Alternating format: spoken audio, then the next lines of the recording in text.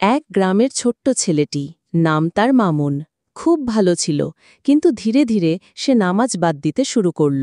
মা বারবার বলত, বাবা, নামাজ পড়ো, আল্লাহর রহমত তোমার সাথেই থাকবে। কিন্তু মামুন বলত, আমি এখন ব্যস্ত, পরে পড়ব। দিন যায়, রাত যায়।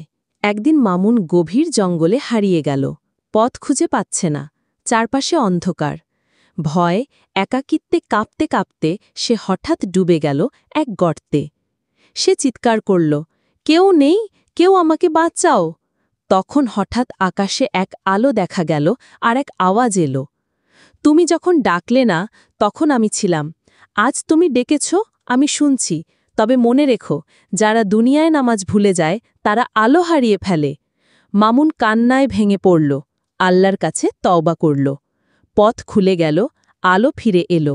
নামাজ আমাদের জীবনের আলো। নামাজ না পড়া মানে নিজের পথ হারানো।